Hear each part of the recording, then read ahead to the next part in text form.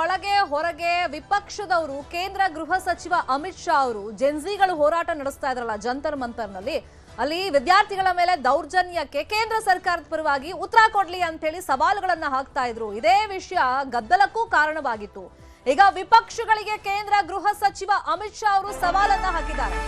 ವಿದ್ಯಾರ್ಥಿಗಳ ಪ್ರತಿಭಟನೆ ನಂತರದ ಬೆಳವಣಿಗೆ ಬಗ್ಗೆ ಬನ್ನಿ ಚರ್ಚೆ ಮಾಡೋಣ, ನಾನ್ ಚರ್ಚೆಗೆ ಸಿದ್ಧ, ಈ ಚರ್ಚೆಯಲ್ಲಿ ಭಾಗವಹಿಸೋದಕ್ಕೆ, ಪ್ರಶ್ನೆ ಕೇಳೋದಕ್ಕೆ ನೀವು ಸಿದ್ಧರಿದ್ದೀರಾ ಅಂತ ಹೇಳಿ ಸವಾಲನ್ನ ನೇರವಾಗಿ ಹಾಕಿದ್ದಾರೆ. ಮಧ್ಯಾಹ್ನ 3 ಗಂಟೆಗೆ ಸದನದಲ್ಲೇ ಈ ಬಗ್ಗೆ ಚರ್ಚೆಯನ್ನ ಆರಂಭ ಮಾಡೋಣ, ಸದನದಲ್ಲೇ ಇದಕ್ಕೆ ನಾನು ವಿವರವಾದ ಉತ್ತರವನ್ನ ಕೊಡ್ತೀನಿ ಅಂತ ಹೇಳಿ ಅಮಿತ್ ಶಾ ಅವರು ಹೇಳಿದ್ದಾರೆ. ನಿಯಮಗಳಿರ್ತಾವೆ, ಆ ನಿಯಮಗಳ ಪ್ರಕಾರವೇ ನಾವು ಚರ್ಚೆ ಮಾಡೋಣ ಬನ್ನಿ ಅಂತ ಹೇಳಿ ವಿಪಕ್ಷಗಳಿಗೆ ನೇರ ಸವಾಲನ್ನ ಅಮಿತ್ ಶಾ ಅವರು ಹಾಕಿದ್ದಾರೆ. ಅಮಿತ್ ಶಾ ವಿರುದ್ಧ ವಿಪಕ್ಷಗಳು ಕಿಡಿಕಾರಿದ್ವು. ಈ ನೀಟ್ ಅಕ್ರಮ ಖಂಡಿಸಿ ದೇಶಾದ್ಯಂತ ಹೋರಾಟ ನಡೀತಾ ಇತ್ತು. ಅದರಲ್ಲೂ ದೆಹಲಿಯ ಜಂತರ್ ಮಂತರ್ನಲ್ಲಿ ಜೆನ್ಸಿಗಳ ಹೋರಾಟ ದೇಶಾದ್ಯಂತ ಗಮನ ಸೆಳೆದಿತ್ತು. ಅದರ ಪರಿಣಾಮವನ್ನು ಕೂಡ ನಾವು ನೋಡಿದ್ದೀವಿ. ಆದ್ರೆ ದೊಡ್ಡ ಮಟ್ಟದಲ್ಲಿ ವಿದ್ಯಾರ್ಥಿಗಳು ಹೋರಾಟ ಮಾಡ್ತಾ ಇದ್ದಾಗ ಪೊಲೀಸರು ಅವ್ರ ಮೇಲೆ ಲಾಠಿ ಚಾರ್ಜ್ ಮಾಡಿದ್ರು, ಜಲಫಿರಂಗಿಗಳನ್ನ ಪ್ರಯೋಗ ಮಾಡಿದ್ರು, ದೌರ್ಜನ್ಯ ಮಾಡಿದ್ರು ಅಂತ ಹೇಳಿ ಕೆಲವೊಂದು ವಿಡಿಯೋಗಳನ್ನ ಇಟ್ಕೊಂಡು ವಿಪಕ್ಷದವರು ಆರೋಪಗಳನ್ನ ಮಾಡ್ತಾ ಇದ್ರು. ಅದಕ್ಕೆ ಪೂರಕ ಅನ್ನುವಂತೆ ಕೆಲವೊಂದು ವಿದ್ಯಾರ್ಥಿಗಳು ಕೂಡ ಆರೋಪಗಳನ್ನ ಮಾಡಿದ್ರು. ಕೆಲವರು ಆಸ್ಪತ್ರೆಗೂ ಸೇರಿದ್ದಾರೆ ಅಂತ ಹೇಳಿ ವರದಿಗಳು ಆಗಿತ್ತು. ಈ ಬಗ್ಗೆ ಅಮಿತ್ ಶಾ ಅವರು ಉತ್ತರ ಕೊಡಬೇಕು. ಅಂದ್ರೆ ಇಲ್ಲಿ ಗೃಹ ಸಚಿವರು ನಿರ್ದೇಶನ ಕೊಟ್ರು, ಕೇಂದ್ರ ಸರ್ಕಾರ ಹೇಳ್ತು ಅಂತ ಪೊಲೀಸರು ವಿದ್ಯಾರ್ಥಿಗಳನ್ನ ಈ ರೀತಿ ನಡೆಸ್ಕೊಂಡ್ರ, ದೌರ್ಜನ್ಯ ಎಸಗಿದ್ರ ಅಂತೇಳಿ ವಿಪಕ್ಷದವರು ಪ್ರಶ್ನೆಗಳನ್ನ ಮಾಡ್ತಾ ಇದ್ರು. ಅಮಿತ್ ಶಾ ಅವರು ಉತ್ತರ ಕೊಡಬೇಕು ಅಂತ ಹೇಳಿ ಪಟ್ಟು ಹಿಡಿದು ಕೂತಿದ್ರು. ಈಗ ನಾನು ಉತ್ತರ ಕೊಡೋಕೆ ರೆಡಿ ಇದ್ದೀನಿ, ನೀವು ಚರ್ಚೆಗೆ ಸಿದ್ಧಾನ ಅಂತೇಳಿ ಅಮಿತ್ ಶಾ ಅವರು ಸವಾಲ್ ಹಾಕಿದ್ದಾರೆ. ಹಾಗಾದ್ರೆ ಅಮಿತ್ ಶಾ ಅವರು ವಿಪಕ್ಷದವರಿಗೆ ಏನ್ ಸವಾಲ್ ಹಾಕಿದ್ದಾರೆ ಕೇಳೋಣ.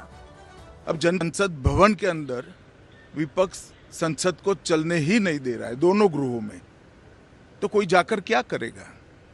जहां तक चर्चा का सवाल है, सरकार की ओर से किरण रिजिजू जी ने, जो हमारे पार्लियामेंट्री अफेयर्स मिनिस्टर है, नीट आंदोलन के छात्र प्रदर्शन पर सभी प्रकार की चर्चा करने के लिए सरकार तैयार है और चर्चा के लिए समय सुनिश्चित किया जाए और विपक्ष तैयार हो जाए।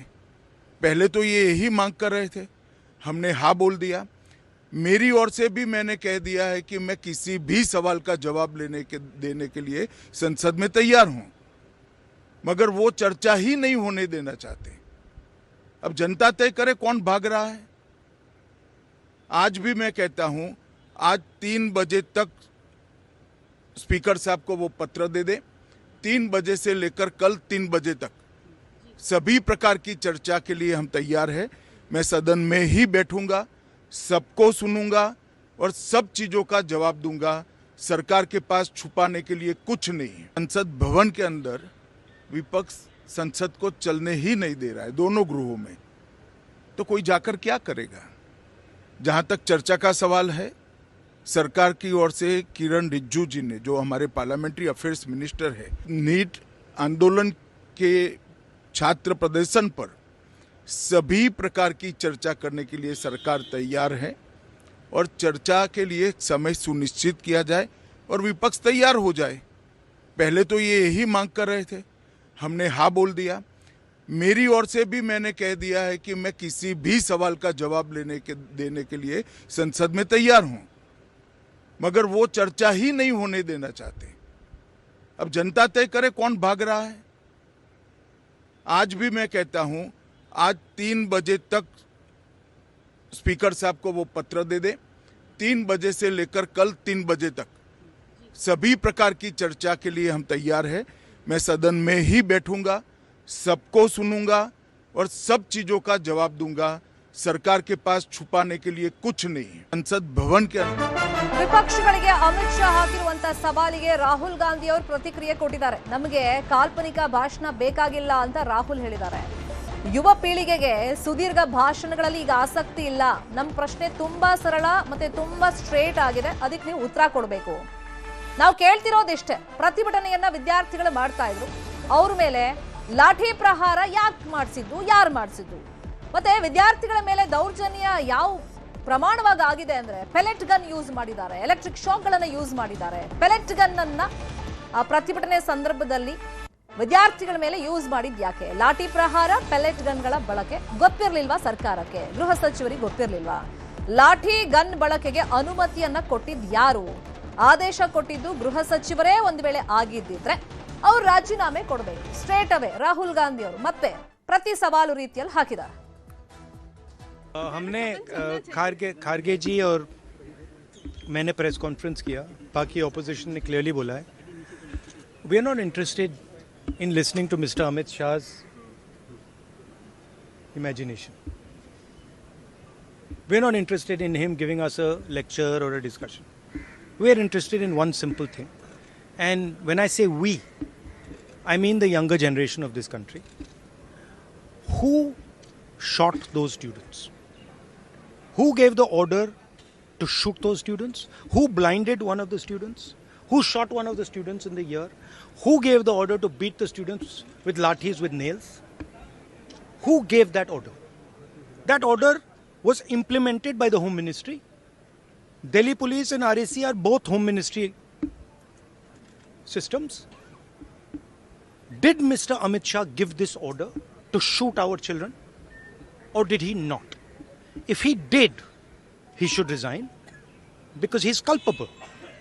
And if he did not, he should resign because he's incompetent. First of all, the most important thing to understand is 20 दिन के लिए. ಇದು ರಾಹುಲ್ ಗಾಂಧಿ ಅವರ ಪ್ರತಿ ಸವಾಲು. ನಾವು ಕೇಳ್ತಿರೋದು ಸಿಂಪಲ್ ಪ್ರಶ್ನೆಗಳು. ಲಾಠಿ ಪ್ರಹಾರ ಯಾಕೆ ಮಾಡಿಸಿದ್ರಿ? ಯಾರು ಮಾಡಿಸಿದ್ರು?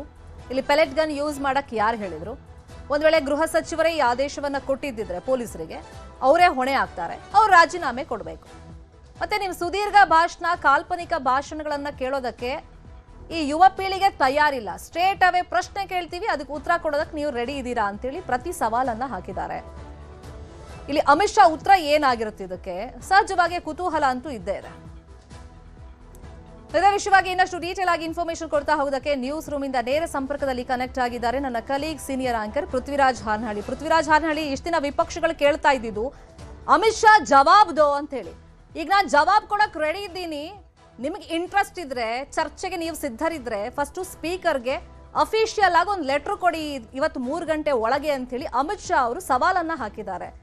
ಅದಕ್ಕೆ ಸ್ಟ್ರೇಟ್ ಅವೇ ರಾಹುಲ್ ಗಾಂಧಿ ಅವ್ರು ಕೇಳ್ತಿರೋದು, ನಮಗೆ ಪಿನ್ ಟು ಪಿನ್ ಆನ್ಸರ್ ಬೇಕು, ಪಾಯಿಂಟ್ ಟು ಪಾಯಿಂಟ್ ಆನ್ಸರ್ ಬೇಕು, ಅದನ್ನ ಕೊಡಕ್ ನೀವು ರೆಡಿ ಇದ್ರೆ ಬನ್ನಿ, ನಿಮ್ಮ ಇಮ್ಯಾಜಿನರಿ ಕಥೆಗಳೆಲ್ಲ ನಮಗೆ ಬೇಡ ಅಂತ ಹೇಳ್ತಿದ್ದಾರೆ. ಅಂದ್ರೆ ಆ ಹೊಣೆಯನ್ನ ಹೊತ್ಕೊಳ್ಳೋದಕ್ಕೆ ಕೇಂದ್ರ ಸರ್ಕಾರ ಮತ್ತೆ ಅಮಿತ್ ಶಾ ರೆಡಿ ಇದ್ದಾರಾ? ಈಗ ರಾಜೀನಾಮೆ ಕೊಡಬೇಕಾಗತ್ತೆ ಅವ್ರ ಹೊಣೆಗಾರಿಕೆ ಹೊತ್ತರೆ ಅಂತಾನೂ ರಾಹುಲ್ ಗಾಂಧಿ ಅವರು ಕೇಳ್ತಿದ್ದಾರೆ. ಹಾಗಾಗಿ ಈ ವಿಷಯವಾಗಿ ರಾಜಕೀಯ ಹೆಂಗ್ ನಡೀತಾ ಇದೆ ಪೃಥ್ವಿ? ಸರ್, ಶರ್ಮಿತಾ, ನೋಡ್ತಾ ಇದ್ವಿ ಜುಲೈ 20ರಿಂದ ಆರಂಭವಾದಂಥ ಸಂಸತ್ ಅಧಿವೇಶನದಲ್ಲಿ ಪ್ರಮುಖವಾಗಿ ಜನ್ಸಿಗಳು ಹೋರಾಟ ಮಾಡ್ತಾ ಇದ್ರು.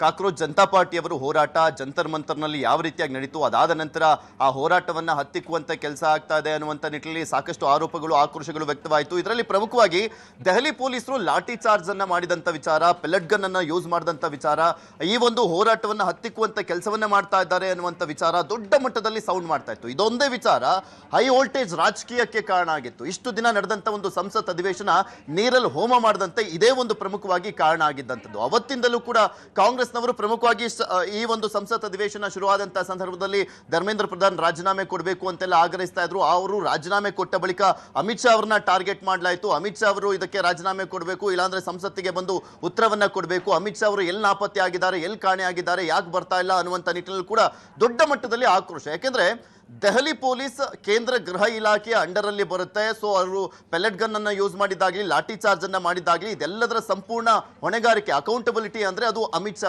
ಅವರು ಸೂಚನೆ ಅಂತಾನೆ ಈ ರೀತಿಯಾಗಿ ಲಾಠಿ ಚಾರ್ಜ್ ಆಗಿದೆ ಅನ್ನುವಂಥ ನಿಟ್ಟಿನಲ್ಲಿ ಕಾಂಗ್ರೆಸ್ ಅವರು ಆರೋಪವನ್ನ ಮಾಡ್ತಾ ಇದ್ರು. ಆ ಕಾರಣಕ್ಕೋಸ್ಕರನೇ ಸಂಸತ್ನಲ್ಲಿ ಲೋಕಸಭೆ ಮತ್ತು ರಾಜ್ಯಸಭೆಯಲ್ಲಿ ಗದ್ದಲ ಕೋಲಾಹಲ ಎದ್ದೇಳ್ತಾ ಇತ್ತು. ಸೊ ಅಮಿತ್ ಶಾ ಅವರು ಆಬ್ಸೆಂಟ್ ಆಗಿದ್ದಾರೆ ಅನ್ನುವಂಥ ನಿಟ್ಟಿನಲ್ಲಿ ಜುಲೈ 20ರಿಂದಲೂ ಕೂಡ ಅದೊಂದು ಇವರೊಂದು ತೋರಿಸ್ತಾ ಇದ್ರು. ವೇಣುಗೋಪಾಲ್ ಅವರ ಒಂದು ಫೋಟೋ ನೀವು ಗಮನಿಸಿರ್ಬೋದು. ಅವರೊಂದು ಪ್ಲೇ ಕಾರ್ಡ್ ಅನ್ನ ಇಟ್ಕೊಂಡು ಅಮಿತ್ ಶಾ ಆಬ್ಸೆಂಟ್ ಅಂದ್ಬಿಟ್ಟು ಆ ವಿತ್ ಡೇಟ್ ಅನ್ನ ಕೂಡ ಮೆನ್ಷನ್ ಮಾಡಿಬಿಟ್ಟು ತೋರಿಸ್ತಾ ಇದ್ದಂತ ವಿಚಾರನೂ ಕೂಡ ದೊಡ್ಡ ಮಟ್ಟದಲ್ಲಿ ಸೌಂಡ್ ಮಾಡ್ತಾ ಇತ್ತು. ಈಗ ಅಮಿತ್ ಶಾ ಅವರೇ ಸ್ವತಃ ಈ ಒಂದು ವಿಚಾರಕ್ಕೆ ಸಂಬಂಧಪಟ್ಟಂತೆ ನಾನು ಉತ್ತರವನ್ನ ಕೊಡ್ತೀನಿ, ನಾನು ಮಾತಾಡ್ಲಿಕ್ಕೆ ರೆಡಿ ಇದ್ದೀನಿ, ನಾಳೆ ಸಂಸತ್ ಅಧಿವೇಶನ ಎಂಡ್ ಆಗುತ್ತೆ, ನಾಳೆ 3 ಗಂಟೆವರೆಗೂ, ಇವತ್ತು 3 ಗಂಟೆಯಿಂದ ನಾಳೆ 3 ಗಂಟೆವರೆಗೂ ಕೂಡ ನಾನು ಮಾತಾಡ್ಲಿಕ್ಕೆ ರೆಡಿ ಇದ್ದೀನಿ, ಕಾಂಗ್ರೆಸ್ ಅವರು ರೆಡಿ ಇದ್ದಾರಾ, ವಿರೋಧ ಪಕ್ಷದವರು ರೆಡಿ ಇದ್ದಾರಾ ಅಂತ ಸವಾಲನ್ನ ಹಾಕಿದ್ದಾರೆ. ಯಾಕೆಂದ್ರೆ ಇಷ್ಟು ದಿನ ಸಂಸತ್ ಅಧಿವೇಶನ ನಡೆಯುವಂತ ಸಂದರ್ಭದಲ್ಲಿ ಇವರು ಆಗ್ರಹಿಸ್ತಾ ಇದ್ದಿದ್ದು ಅಮಿತ್ ಶಾ ಅವರು ಉತ್ತರ ಕೊಡಬೇಕು. ಲೋಕಸಭೆಯಲ್ಲಾಗ್ಲಿ ಅಥವಾ ರಾಜ್ಯಸಭೆಯಲ್ಲಾಗ್ಲಿ ಅಮಿತ್ ಶಾ ಅವರು ಬಂದು ಏನು ಉತ್ತರ ಕೊಡ್ತಾರೆ ಈ ಒಂದು ವಿಚಾರಕ್ಕೆ ಸಂಬಂಧಪಟ್ಟಂತೆ, ಅವ್ರು ಏನ್ ಹೇಳ್ತಾರೆ ಅನ್ನುವಂಥದ್ರ ಬಗ್ಗೆ ಅವ್ರು ಪ್ರತಿದಿನ ಪ್ರಶ್ನೆಯನ್ನ ಮಾಡ್ತಾ ಇದ್ರು. ಈಗ ಅಮಿತ್ ಶಾ ಅವರೇ ಸ್ವತಃ ಆಕಾಡ ಕೇಳಿದು ನಾನು ಮಾತನಾಡ್ತೀನಿ, ನೀವು ರೆಡಿ ಇದ್ದೀರಾ ಅಂತ ಕೇಳ್ತಾ ಇದ್ದಾರೆ. ಇದಕ್ಕೆ ರಾಹುಲ್ ಗಾಂಧಿ ಅವರು ಕೂಡ ಹೇಳ್ತಾ ಇದ್ದಾರೆ, ಕಾಲ್ಪನಿಕ ಭಾಷಣ ಬೇಡ, ಜನ್ಸಿಗಳು ಸುದೀರ್ಘವಾದಂತ ಭಾಷಣವನ್ನ ಕೇಳಿಕ್ ರೆಡಿ ಇಲ್ಲ, ಪಾಯಿಂಟ್ ಟು ಪಾಯಿಂಟ್ ನಮ್ಗೆ ಉತ್ತರ ಬೇಕು, ಅದಕ್ಕೆ ನೀವು ರೆಡಿ ಇದ್ದೀರಾ ಅನ್ನುವಂಥದ್ರ ಬಗ್ಗೆನೂ ಕೂಡ ಲೋಕಸಭೆ ವಿರೋಧ ಪಕ್ಷ ನಾಯಕರಾಗಿರುವಂತ ರಾಹುಲ್ ಗಾಂಧಿ ಅವರು ಪ್ರಶ್ನೆಯನ್ನು ಮಾಡ್ತಾ ಇದ್ದಾರೆ.